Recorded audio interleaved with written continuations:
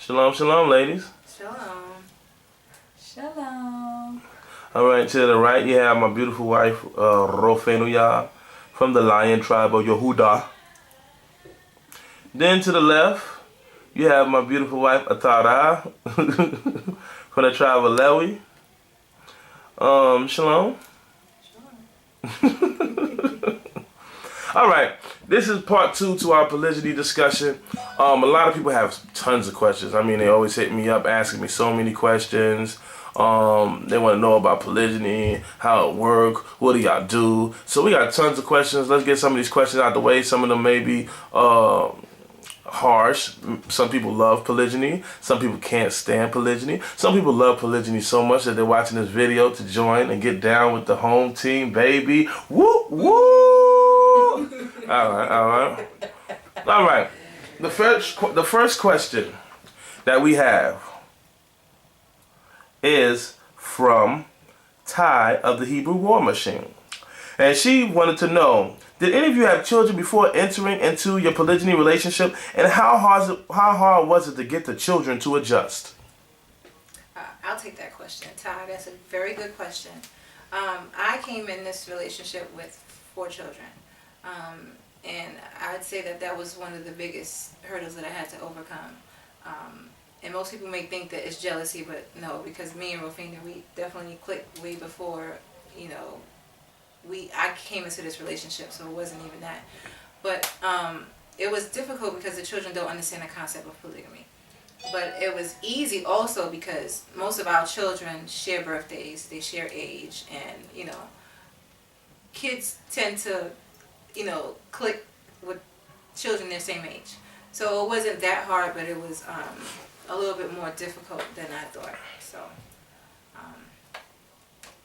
that's just it. I mean, we still go through our little ups and downs here and there, but it's nothing that we can't overcome.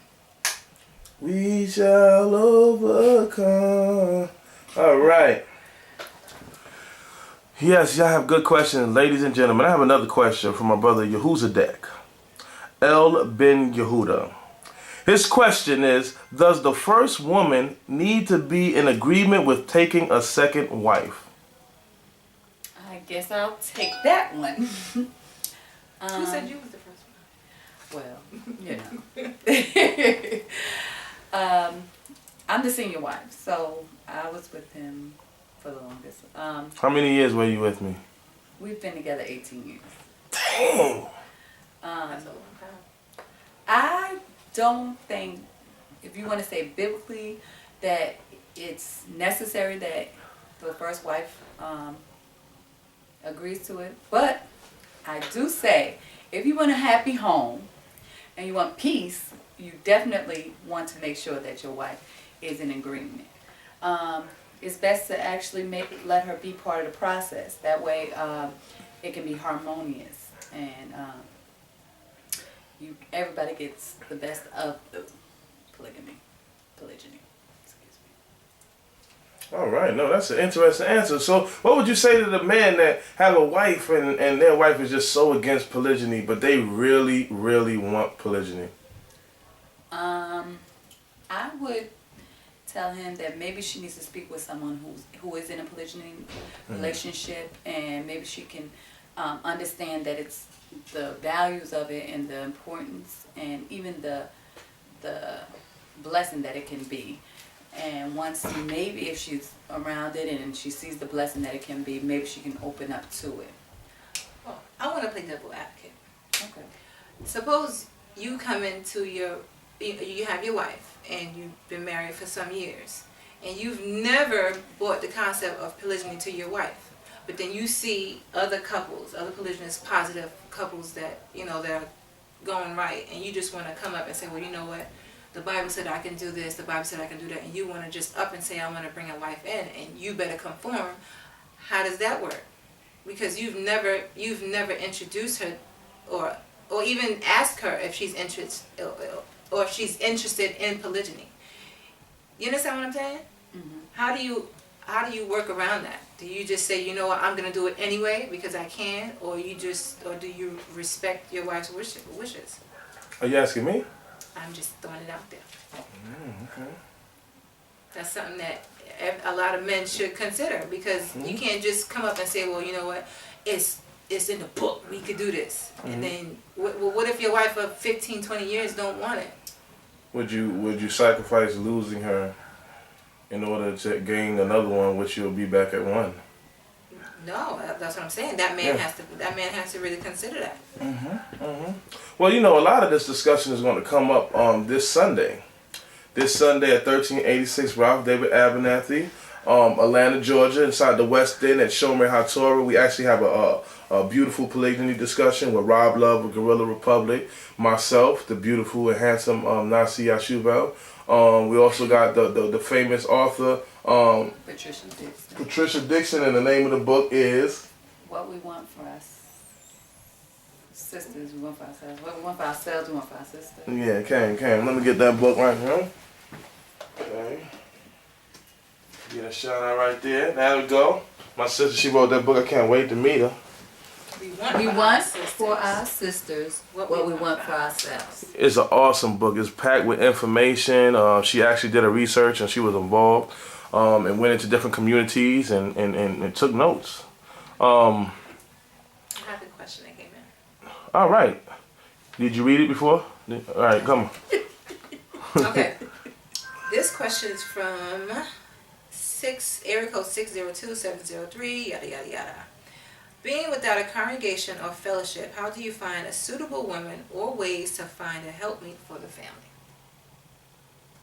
Good question. Good question. Ask that question again. Yes. Being without a congregation or fellowship, how do you find a suitable woman or ways to find a helpmeet for the family? You put out an ad.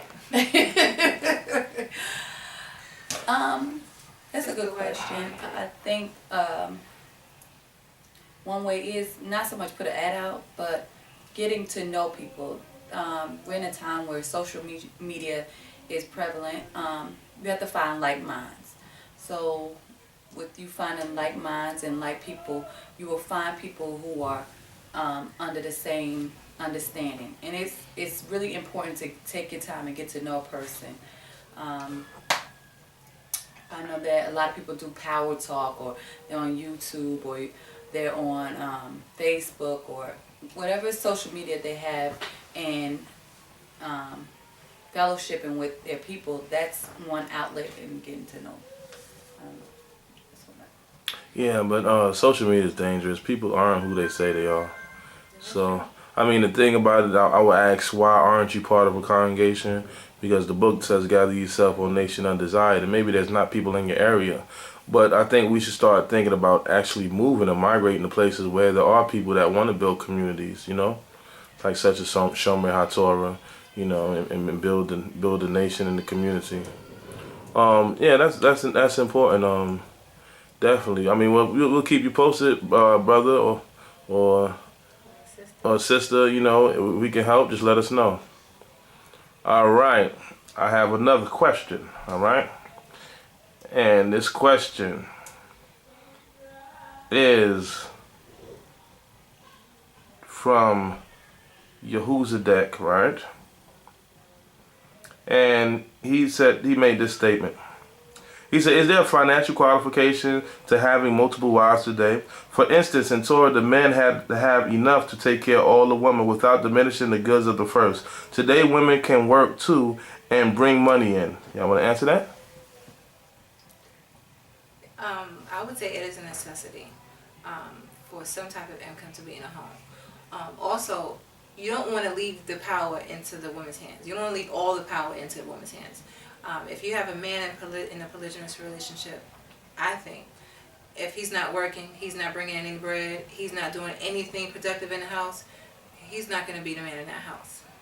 If the woman is solely bringing in all the money, taking care of the house, paying all the bills, she's going to have to say so. She's going to let him know, well, listen, this is going to be me.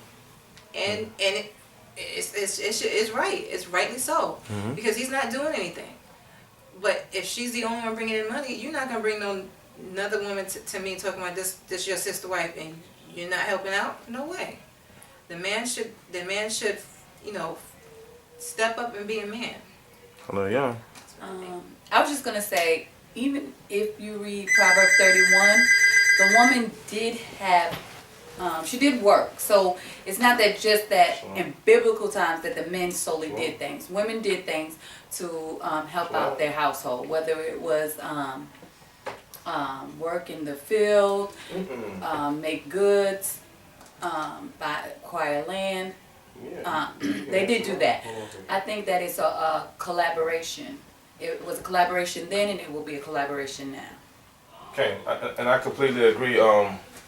Like we get the misunderstanding that women didn't work back in the days, but if you read Proverbs 31, yeah, she completely worked and brought in income. Yeah, no, so I stepped away for a second. No, don't get the domestic.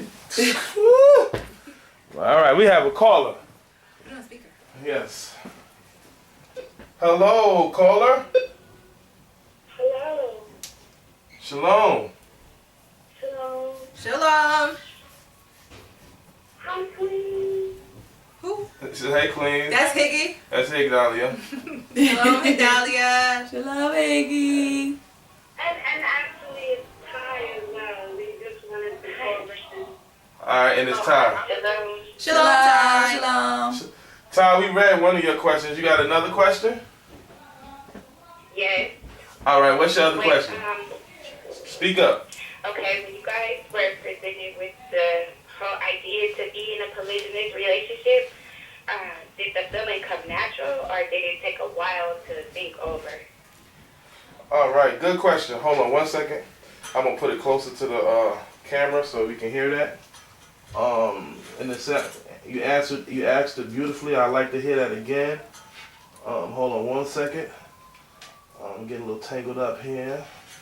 Technical difficulties. What is going on? Alright. Alright, now, Ty, ask that question again and loud, please. Okay. I said when you were presented with the idea to be in a polygynous relationship, did it come natural or did it take some consideration? I want you to ask that question. I'll answer that question. For me, actually, well, both of us were raised in a polygynous relation. I mean, our parents were in polygynous relationships, so we were familiar with it. But for me, originally, I didn't want it for myself. So it did take getting used to and adjusting myself. But once I learned the person who was coming into the relationship, it made it a whole lot easier to adjust to the situation. Okay. A couple of broken ribs, you know what I'm saying? Whatever. All right, that's all right. Tara, you want to answer? I agree with what RofaynuYah says. You gotta have like minds. You can't have somebody that's coming in and think they're just gonna take over the world like Pinky and the Brain. It's just not gonna work. You have to work together. Other than that, it's just not gonna work. Okay.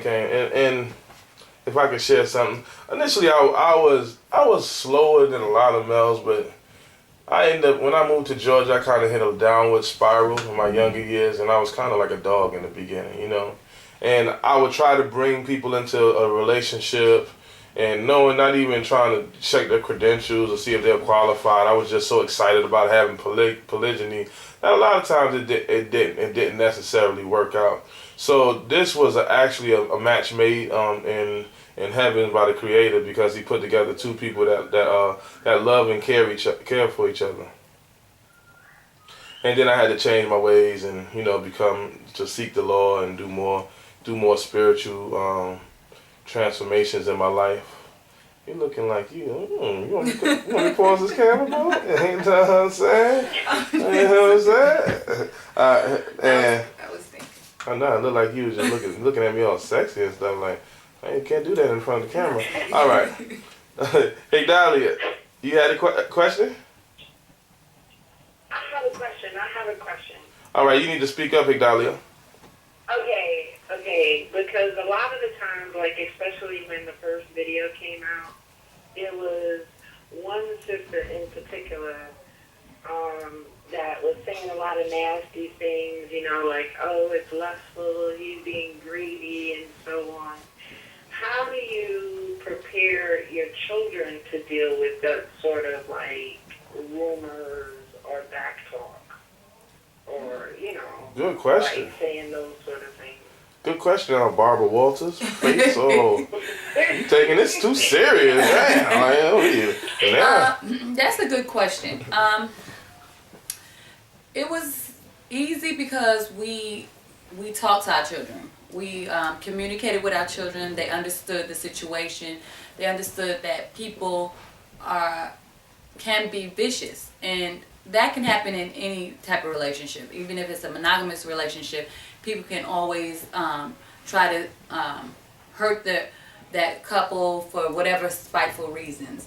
But I think that if you communicate with your children and really allow them to see the beauty of the relationship, and not if they see it in a negative light, then they'll agree with what's being said. But if they see the beauty in it and they see the love that's given to them and to each other, then they're more likely to understand that people are just basically doing that, hating. True. And not only that, it's also it's also in the hands of the parents that's involved in that relationship. We have to diligently teach our children every day, because if they don't understand that concept, they're just gonna see it as a negative thing. Okay. And don't ever think that we didn't understand that by us putting the video out that we were going to get a lot of negative backlash. We understand how people are hurtful, and we understand how people are drawn to negativity, and how when their life is spiraling out of control, they try to grab others down with them. So we kind of already understood that we're built for this, We take the good, the bad, whatever is thrown our way, and we just pray to the Creator and just try to continue to be a light in what we're doing. All right. Any other questions? I have one more. All right, Ty. Do you guys think this was the absolute best decision you all made? Yes. Yes. Well, I definitely think. Of course. Shoot, I think this is the best decision I ever made in my life. Of course you would. I think that y'all are an absolutely wonderful example of polygyny. Aw. And the way y'all sit down, I don't know if y'all talked about how y'all sit down and talk everything out and stuff when y'all do have an issue. But it's just good the way y'all all care about each other instead of it, Right. Yeah, I mean, and sometimes I'm on the other side. They team up against me. So sometimes I be in, I be in the doghouse. You know what I'm saying? Right? Nobody takes the person's not me. Yeah. They got a job, fat. All right. Well, may the Most High be with you, and we should have this video up tonight. Most High willing. Alrighty. All right. Shalom. Bye, shalom. Thanks for calling. All right. Beautiful questions. Beautiful questions. Did y'all get any more questions in? I did. All right. What is that question? Okay. How does one deal with the concept of concubines? My husband seems to prefer the idea of having a concubine, which is a little hard for me to wrap my mind around, although I am open to having another wife in the family. All right. I think there's a big misunderstanding when we're dealing with the word concubine, because a lot of the definitions we have is a lesser wife. You don't tell somebody there's a lesser wife. That's the obvious thing first and foremost. So concubine had to be something that we definitely don't understand. Well, what a concubine is your wife's servant that the man decides to marry, and the reason why she's considered a lesser wife is because she never can be on the same level as her master and who she works for. So this is why this concubine rule is in play. Concubine do not mean you have a side chick, somebody you sliding off in and you come check out every week. Israelites kill me with that, and I'm telling you, I hate to say it, but if a person is speaking that concubine language, then that is a gateway and an excuse for promiscuity, and we have to be very careful of that. So maybe if we explain the concept and he understands the concept, or maybe he does understand the concept, so maybe we can share that message and relay it to one another, because definitely a concubine is not a side woman, and if he has a woman that's behind him and supporting him so much that she is willing to get or be in a polygynous relationship, and he turns that down, then possibly maybe the women that he's dealing with don't even know about you in the first place. Yeah. And yeah, so that was just something to share. Not to tear up no house or nothing, but we here to build, and I can only give an honest opinion or an honest assessment. Any more questions? Yeah. This person wants to remain anonymous. All right, we got an anonymous person here. Go ahead. But the question is. Do you know who it is? I don't know this. All right. How do you deal with your husband bringing a second woman in the house, which he's already slept with, without him telling you or beforehand?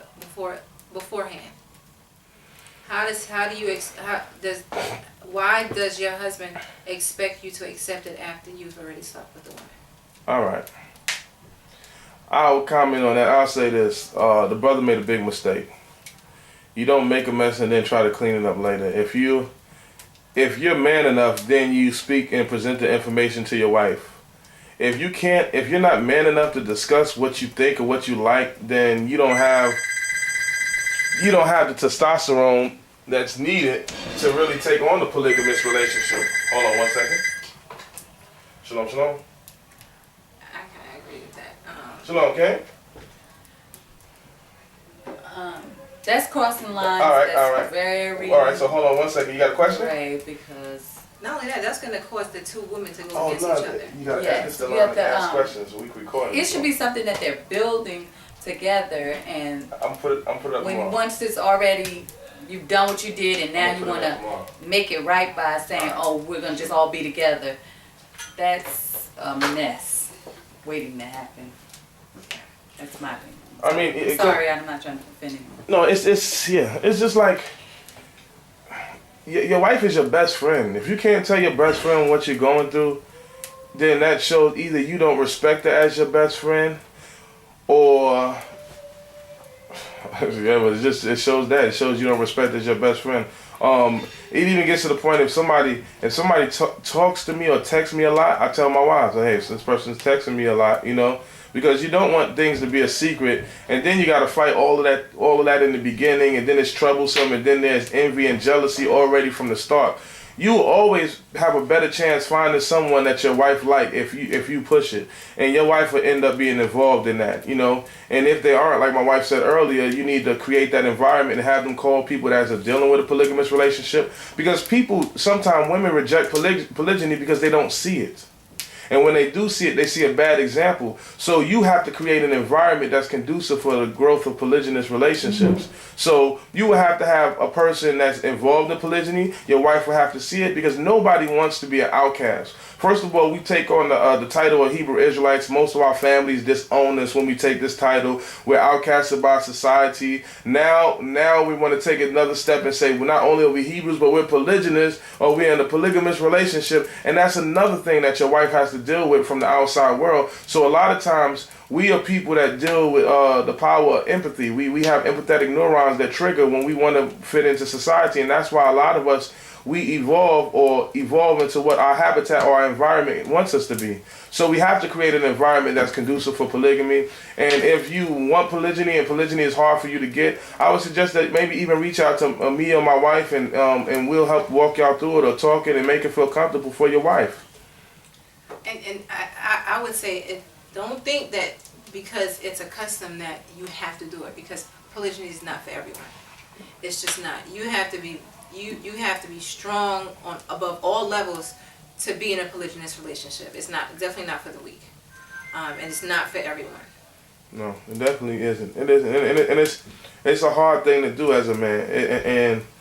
And some of us like to be left alone, and we don't want to be bothered. But we have a lot of catering we need to do to our women's emotional needs. Like even when this camera go off, I gotta love my wives, man, and spend time with them, and I have to make that mandatory, and you have to do it twice as much. And can you handle that as a man? You have to ask yourself an honest question.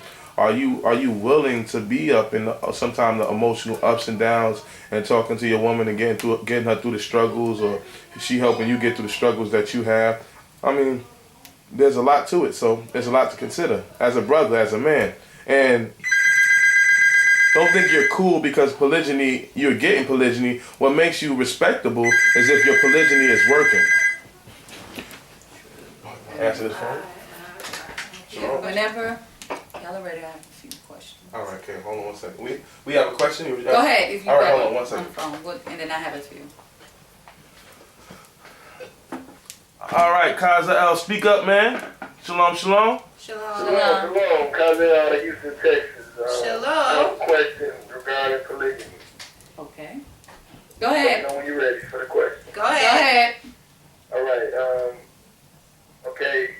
My thing is, I mean, we know that it's beneficial for the nation, but how do we convince our sisters that that it's beneficial for them and show them how they will benefit from it? Because the women I've dealt with, even Hebrew women, they are against it.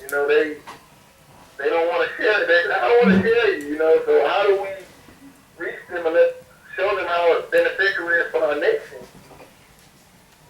What's the key to that? Because I haven't found one that was okay with it. Nah, good question. Good question. We had discussed somewhat of part of it is letting these women, if you're very interested in a woman, let her meet someone who has a positive polygynous relationship. Let them speak to someone. Let them see the benefits. I mean, like we have together 14 children. We don't have to worry about finding babysitters 90% of the time, 99% of the time. We have, our children are linked together. They do things together. They don't need an outside source because they have enough siblings. The list goes on and on about how we can help each other. I think that a lot of times what women are scared of is something that they're probably already dealing with. Most women are dealing with a man who some form or some way is already having another woman. When they say they don't want to share, it might be something deeper why they don't want to share. I think that just basically letting them see that there are positive polygynous relationships will somewhat encourage them to know that it's okay to do it. And I want to piggyback off of that. I would like to say that don't force it. Don't force it. Don't keep bringing it to her. Oh, I want to have another wife. Oh, I want to have another wife. Can I get another wife? Because you want it to come natural. Because if it's forced, it won't be right. You want it to come natural.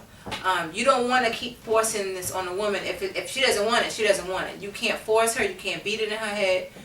Like my sister wife and my husband said before, let it come natural. Let them come around positive people, positive polygynous relationship, and working relationships. Definitely, you don't want to force it because she's gonna be adamant about it 10 times more. And then you have to be real with yourself. A lot of us brothers, we get into a polygynous relationship, or we get into a relationship with an individual who we know is not down for polygyny, and then later on we try to force it upon them, like my wife said. So we have to be truthful. If we know we're polygynous, then don't get with people that are not polygynous minded. So these are some of the things that we have to be real. And there's a people think that it's rare for women to be involved in one polygyny. That's kind of like the world is changing now. Even if you listen to a lot of black radio shows today, polygyny is a hot topic, and a lot of women afford that. A lot of women been hurt. A lot of women been destroyed. Only thing a woman wants now sometimes is just a man to be truthful, and being truthful sometimes is a turn on to a lot of women that are either that they haven't been hurt, and some women that have been hurt, because all they want is a man that's man enough to say the truth to them and tell them what the reality is. And then they see that you're taking care of your household or you're doing something great, and then it becomes you're a walking resume, and they'll fall in love with you about something like that. So the world is leaning towards polygyny. It's leaning towards polygyny, and we have to understand that. So now it's just you have to change your circle. You have to figure out what circle I'm going to be involved in, or who I'm going to talk to, or who I'm going to build with, because there's a lot of people that's 100% down for that. Man, well, where they at? Show me. I ain't found them. I got you, brother. You know what I'm saying? We're going to talk. We're going to build. There's a lot of people that's involved, and they're coming. It's that time where women just have to wake up and see the reality. Like in Georgia, it's 11 women to 1 man. Like if you go to your job, if a woman go to her job and five out of 10 people in her job talking about they go home to their husband or their boyfriend, somebody lying or somebody sharing. So sometimes it's the hard part is to face the reality and deal with the reality of what's really going on. And a lot of people rather be lied to than told the truth. Right. And that's dangerous. When you're comfortable with lies, and that's why we're in a situation in America right now, because we're comfortable with the lies. And the truth is hurt. The truth means that we got to break away. The truth means we got to give up our phones. We got to give up our expensive cars, our beautiful houses. That truth is kind of hard and it hurts. And it's going to take some kind of struggle. And the women have to get over that. And sometimes you have to find out then what are some of the insecurities that's plaguing the woman and build her up so she won't have any more of these insecurities. And you know what? It's funny you hit that topic, man. Mm-hmm. And because, you know, a lot of the women that I've been involved with, man, they get to lusting after, even women in the truth, man, they get to lusting after the things in other society. They get to watching, you know, shows like Living with Beyonce and watching House, you know, what's that, Atlanta Housewives, and they want to be like these women lusting after these things, man. You know what I'm saying? It's like programming, man. You know what I'm saying? So how do you detach the woman from that, man? Well, you do it. Yeah. First, we gotta start cutting them TVs off. And polygyny is for really spiritual-minded people, and I thank the Creator because I don't say polygyny works because of me. Polygyny works because of these 2 beautiful women over here, and putting up with me, dealing with me, and above all things, I couldn't pray for a better scenario on what they put together. You know, sometimes we have disagreements on things or little things. You know what I mean, but.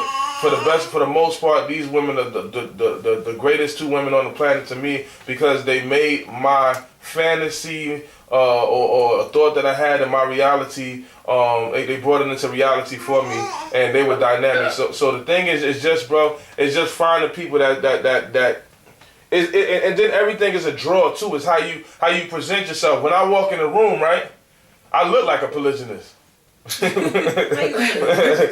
look like a polygynist. You know what I mean? It's the way it's my appearance, the way I set myself up. Imagine a brother coming to a sister and he got a baseball jersey on, some Timbos, some skinny jeans, and he talking about he a polygamist. It don't really go together. You know what I'm saying? That people are really not buying that package. It kind of throws them off. So it's a lot of stuff that we put out there, but we just gotta build. Also, I think one more question. Go ahead. When dealing with a woman, should you give your first wife a certain amount of time before you take on another one? Oh yes, of course. Definitely. At least biblically, at least a year, right? But I even say more than that. Yeah, I say more than that, especially if she's your first wife. Give her at least 5 years. 5 years, if you can more. 5 years. 5 years is just you and her, and you building her, loving her, getting her ready. Also, people feed off of a relationship. If they see that it's a positive, loving relationship, they're more likely to say, oh, I would not mind being with that man because I see how wonderful he treats his wife. Maybe he'll probably treat me just as good or even better. So if they feed off of what you're giving out. So. And this is a good brother, lady. This is Brother Casa L, man. Follow him on Facebook. You know what I mean? Yeah, definitely. So it's a good brother. So we definitely gonna link, King. All right, shalom. Shalom. Thank you. Shalom. All right, I have another question.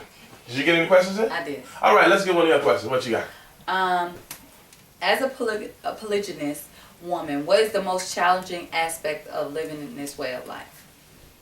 That's kind of like a question. That's something like this way of life, like or polygyny. Polygyny, meaning polygyny. All right, go ahead.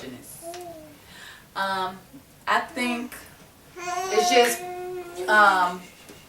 like any relationship, finding time to communicate, to rebuild, to build up, continue a relationship.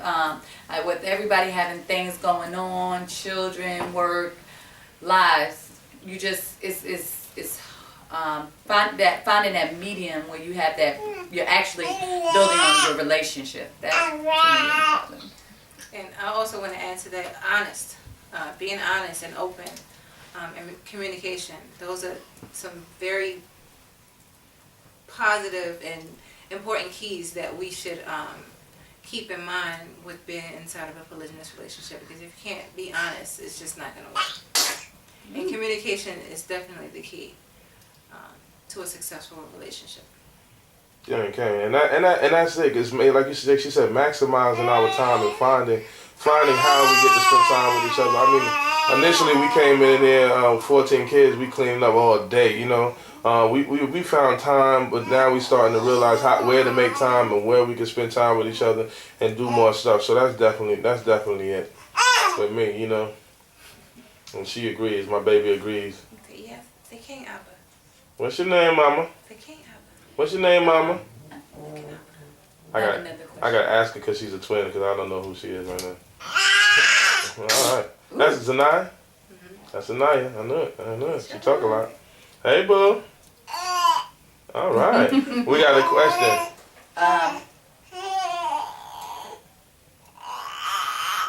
Okay, it says, when all of you have a major decision, is one wife looked upon to make the decision, or is the decision agreed upon as a unit? Well, the obvious answer, It depends. Yeah, because the obvious answer would say, yeah, we all do it, but that's not true. Sometimes we leave it into the hands of a person that makes the best decisions of that. Or sometimes we know if somebody's more emotionally attached to a situation, we allow them to make that decision, you know. Like, if I don't really care much about it, and me and Roey really don't care much about it, and the Atarah is like head over heels about it, then we leave it to her to make that decision, you know. So sometimes we come together collectively and make decisions, and sometimes we don't have time to collectively make decisions. It's all based off a person's wisdom that they possess at that time. Yeah, I agree with that answer. And if it's something that definitely is going to, like, I know it's a major, but depending on the severity of it and if it's going to affect us, then definitely it's something that we will all be agreed upon. Okay. All right. I have a couple of questions. All right. This one is from Tina Red to Leo. All right. All right, I got one question from him. All right. What are the sleeping arrangements? Okay. Well, we do have separate rooms. We have a king-size bed that we both, myself and my sister, we sleep in, and our husband sleeps in another room. I hope that answers your question. Sometimes, most of the time I sleep with my babies, but sometimes I need my space. We have another question from an individual. And this is the one we get all the time. This is that question. That question. Well, everybody's sweating. They pull out that popcorn. All right. How does intimacy work? Are there designated days assigned to each wife so there's no one feeling left out? Yeah. I would say we do. I mean, sex is not a taboo topic in our relationship. We do speak about it. We do have something between ourselves to say, okay, you're going to use your card tonight, or am I going to use my card tonight, or, we do talk about it. It's nothing to sneak off, or, she went to the store, so let me get my quickie in, or let her go inside the bathroom when she in the shower. No, we do discuss it because we're consenting adults. So we don't want it to seem as though one gets more than the other. So we discuss it, and not only that, we do have times where one of us is unclean, one is not unclean. That woman that's unclean sleeps in a totally different bed, and there's your time. There's your 7 days. Also, we work different schedules. So I work in the evening. I'm working during the day. So with that set schedule, you have your set times where you have opportune times. But like Atarah said, it's not like it's a secret. Like we're like, shh, I'm going to sleep. Let's go. we're not tiptoeing. We're grown, consenting adults, so we do have to communicate, and it's not a big issue.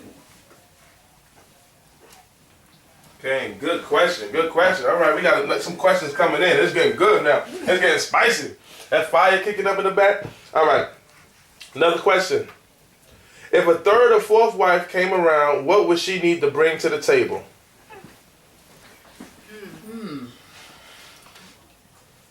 Y'all must not watch the first video. We did say two. Just kidding. I think that it would have to be, like I said in the first video, extraordinary